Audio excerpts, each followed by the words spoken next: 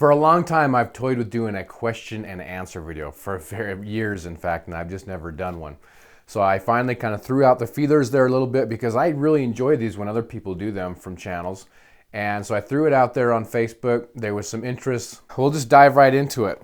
Eddie says, I'm 34 years old with DDD, that's a degenerative disc disease, and 2 herniated discs in my lower back. I've got a bulging disc, so a lot of guys will ask me about back problems and how I manage that with backpacking. That's kind of where we're going with this question. What gear would you recommend that is a good blend between ultralight and durable while meeting a fairly low price point? That is a very difficult question on that. One of the biggest things I have tried to do is focus on the big 3. And that is my sleeping bag, my backpack, and then my shelter. If you can really start shaving off weight on those, that'll help. But what I find is it's really hard to find that balance between stuff that's affordable and stuff that's lightweight. Because if you go really lightweight with people and their back problems, you just got to pay for it. Another option though, for example, in hammocking, there's a lot of DIY routes that you can go that can give you that lightweight, that can give you that functionality, but keeps those costs low. So that is one avenue that you might want to explore. I don't know if you've done the hammock thing, but for me personally and my back issues, my back feels much better in the morning than if I'm sleeping on the ground. So that might be one avenue you could try, because then you can start shaving your weight if you jump into that DIY stuff and really research the hammocks to make sure your weight down. Another aspect to that is I kind of look at that lightweight, that financial, all of that stuff coming together as a process over time. For me, it's been a matter of just refining my system as I go, just a constant management process. Stanley asked, do you ever combine shooting guns and backpacking? I do it a lot, either a lightweight .22 long rifle or some pistol shooting. For me, with backpacking, I don't. And again, it goes back to that weight issue. So I do bring a gun with me, a pistol with me when I go backpacking, but it's not to be out there shooting it. It's more for bears, self-defense type of things. Brent, he asked, if you could travel anywhere, where would your dream backpacking adventure be? In the States and international would be cool to hear. I'm set on New Zealand and Glacier National Park. New Zealand, it would be a fun one for me. Hawaii, I would love to go back to Hawaii and do some backpacking. I did some hiking out there and loved it, and all I wanted to do was go backpacking. Alaska, I want to do some backpacking in Alaska. Jesse, he asks, how do you raise your boys in the outdoors? I love backpacking and camping and hiking, but it is a whole different ballgame getting your kids into it and making sure they are having fun. My childhood was full of scouting, but now it seems the programs are not what they used to be. This is another video that I've thought about doing for years, and that is getting your kids out into it. Some of the things that I've done to really help them is I let them set the pace. I let them choose the activities. That way they feel like they're in control of what's going on, and they get to do the things they like, and it makes it a much more enjoyable experience. Now, with that said, I also try to balance that with giving them opportunities to do things that they may not like, it might be down on their list. But for me, I'm taking lessons from my childhood that my parents exposed me to things that maybe at the time I thought, this might be just okay, or gosh, this is even a little bit boring. But as I got older, I learned to appreciate those experiences, and I think it's really helped ingrain my love and appreciation for the outdoors. So I try to balance those things. Another aspect on that is, like I said, I can make a whole video on this, is my oldest son, if I say, do you want to go backpacking? He's all over it. He just loves it.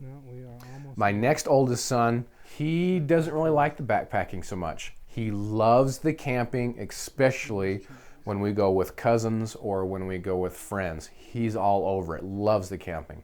My 5-year-old daughter, or my 6-year-old daughter now, I took her backpacking when she was 5 years old on her first trip, and she couldn't get enough of it. So a lot of it depends on your kids, their personalities. But again, I could make a whole video on that. Core asks, where do you find yourself going the most in southern Utah, canyon country, or northern Utah mountains? Most of that is northern. I really, really want to do more southern, especially southeastern Utah.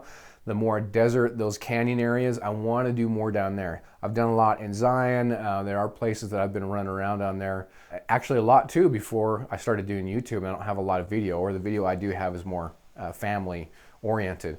But there's a lot of places down there. It's hard to fit in because I live in northern Utah. So to make those trips down there for a quick weekend getaway, it's hard to get my wife to buy off on those trips when I say, hey, I'm going down there, have fun with the kids, when I'm down there playing all weekend. I'm glad not to do them to make my family the priority. Core continues, also, have you ever done any multi-sport trips, like a canoe camping trip or a bike backpacking? I know southern Utah has great mountain biking trails. Actually, I used to live in southern Utah. I lived down there for 4 years. In Cedar City, actually, and I did a lot of playing down there, but I've never done a multi-sport like that. I've always toyed with doing a mountain bike and backpacking trip. I've toyed with that for 4 years, even before I was doing YouTube. Again, a lot of these things predate YouTube. One of the things I really want to do that's on my list is a canoe backpacking trip. John R. asks, what's your favorite camp activities to do with your kids while backpacking or car camping, work or fun related? We'll address the backpacking one first. This one's a fun one that a friend actually turned me on to, is to help the kids kind of stay busy, their mind at least, when you're hiking in, because sometimes they can get a little tired, a little grumpy. When are we going to be there? It's a question game, and so what it is you think of an animal, any animal, so let's just say an elephant, and then your kids ask you questions to try to find out what animal you're thinking of. Does this animal live in the ocean? No. Does this animal fly? No. Does it have forelegs, fur, beak, claws? Those type of questions. Where does it live? And they try to narrow down the animal that you're thinking of. That one's kind of a fun one, keeps them busy. Camping, we do board games, we do shooting, we do fishing, we do shelter building. Another game that the kids really like playing, I don't know where this came from, the kids actually brought this in, it's called Ninja. You get in a stance, and then I think you get one move, so you kind of get in a circle, and you can only step once and then make a movement to hit somebody's hand. They can move their hand out of the way, but if you hit their hand, then their hand is out. And so the last person remaining is the one that wins the game. The kids love that and play that forever. Mark asks, do you have any goals this year? One of the things I'm really focusing on right now is the 7 Habits of Highly Effective People. I've been a big fan of this for a long time. And anything, working on that type of stuff, it's kind of peaks and valleys as far as how I'm doing with it. But anybody interested in that, for me, it's been a great process. Chris asks, what do you do for recreation when life keeps you indoors?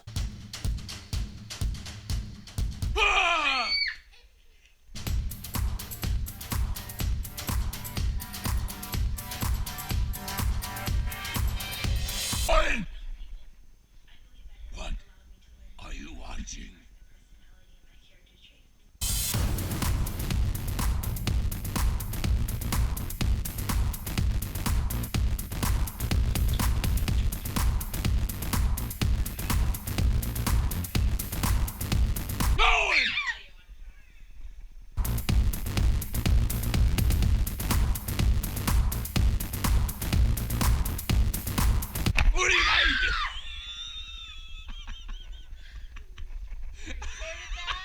And I love to make things. You guys know I have done the hawks. In fact, right here you can see that one right there is a recently finished hawk.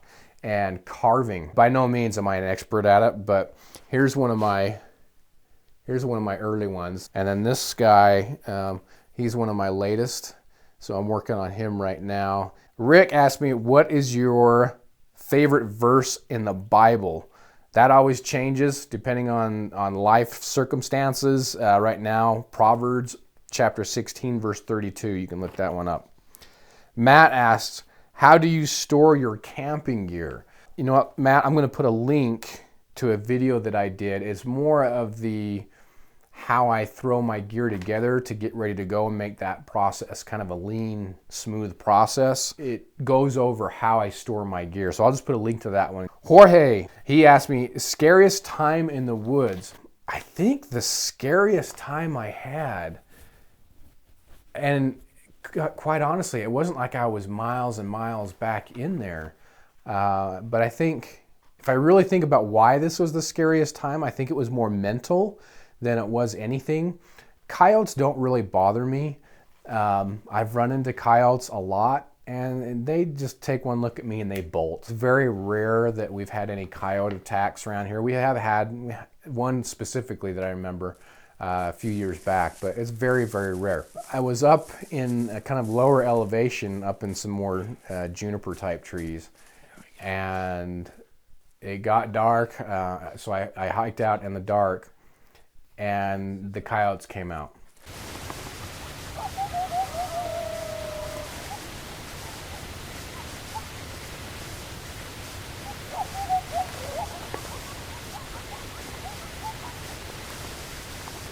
I'm not talking one coyote, two coyotes, three coyotes.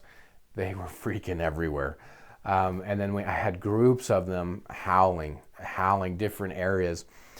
And that one kind of spooked me. I think it was the number of coyotes is the problem, but they were just everywhere. And again, due to the sheer number of them, my mind, I think that was the biggest thing, was my mind was just playing tricks on me. But that was one of those points where I'm glad I had a gun. I actually had that gun out as I was walking out. I'm like, okay. That one made me nervous. Christian, how many knives do you own? I don't know exactly. I know it's 50 plus. So around 50.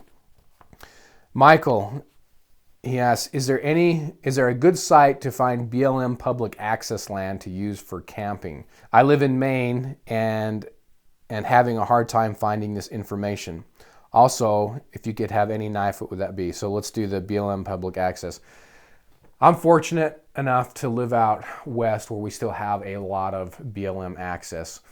Growing up here in this state, I've just known where it is, so I've never really found any sites that have been good or not. I know you guys back east, typically there's mostly private land, so unfortunately I can't answer that question for you. Move out west. That's what I would say.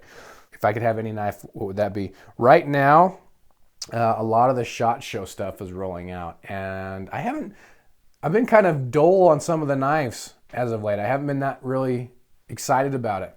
But now I'm seeing a lot of knives that I'm excited for this year, so it's kind of nice to be refreshed with that. But one that stands out to me is the new Benchmade Griptilian. It's the 555-1. It's got the G10 handles on it, and it's got the liners that are a different color with anodized spacers in it. So it's this gray and then on the outside and then blue on the inside. So that concludes my first Q&A. Depending on how this one goes, I personally kind of had fun with it. So if you guys have any questions, pose them to me over on Facebook. You can put them down in the comments section on this one, and then maybe I'll just start accumulating them. And then when I get so many, or when I get time, I'll do another one of these if you guys find it of interest. So thanks much for watching, guys. Thanks for the questions. This was kind of a fun vid. We'll see you.